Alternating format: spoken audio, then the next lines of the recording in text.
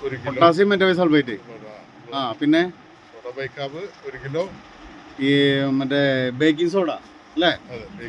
Baking soda. പിന്നെ acetic acid ഇല്ല. Acetic acid ഉണ്ട്. അസിറ്റിക് ആസിഡ് ഉണ്ട്. അപ്പോൾ അത് 2 ബോട്ടിൽ. അസിറ്റിക് ആസിഡ് 2 ബോട്ടിൽ.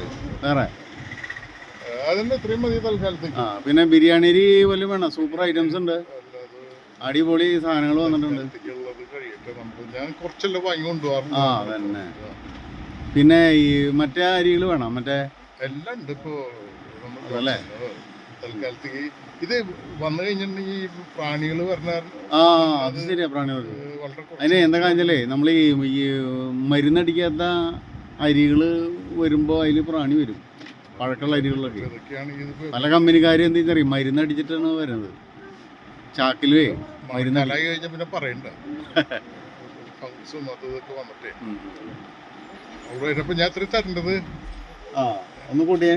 ആ സോഡ ബൈ കാർബൺ അത് 80. 80. മറ്റേ ആസിഡ് എത്രൻ്റെ ജോണി? എത്ര പെണ്ണിൻ്റെ അത്?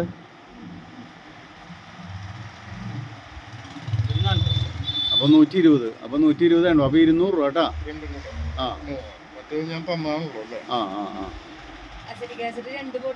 2 ബോട്ടിലാ. അപ്പോൾ 240. മറ്റേത് 80. അപ്പോൾ 320. അപ്പോൾ ബില്ലായിക്കോ 320. എനിക്കൊരു സംശയം തോന്നിയത് എന്താ കുറവുള്ള പോലെയാണ്. പിന്നെ മുതലാളിമാർ പറയുമ്പോൾ പിന്നെ നമുക്കത് അതല്ല, നിങ്ങളെല്ലാതും അരച്ച് പെറുക്കി നോക്കണ ഒരു മനുഷ്യനല്ലേ. എല്ലാ സ്ഥലങ്ങളിലും ചെല്ലുന്ന ശ്രദ്ധിക്കുന്ന ഒരാളല്ലേ. അപ്പോൾ നിങ്ങൾക്കാണെങ്കിൽ എല്ലാത്തിൻ്റെ വില അറിയുന്ന ഒരാളാണ്. പിന്നെ എല്ലാ സ്ഥലങ്ങളിലും പോയിട്ട് സാധനങ്ങൾ ചെക്ക് ചെയ്യുക, വിലയൊക്കെ ചെക്ക് ചെയ്യുന്ന ഒരാളല്ലേ. വില മാത്രമല്ല, നമ്മൾ ക്വാളിറ്റി മെയിനായിട്ട് നോക്കാം. വിലയുടെ അത് നമുക്ക് ഓക്കെ അത് വേണ്ട. തന്നേക്കെന്തായാലും ഒരു ഐഡിയ കിട്ടില്ല നമുക്ക്. കഴിഞ്ഞില്ല. അപ്പോൾ വളരെ സന്തോഷം. അപ്പോൾ നല്ല ക്വാളിറ്റിയുള്ള സാധനം തപ്പി നമ്മളോടേക്ക് വരുന്നതിന് പ്രത്യേകം നന്ദി കേട്ടാ. ആ ബൈ ബൈ.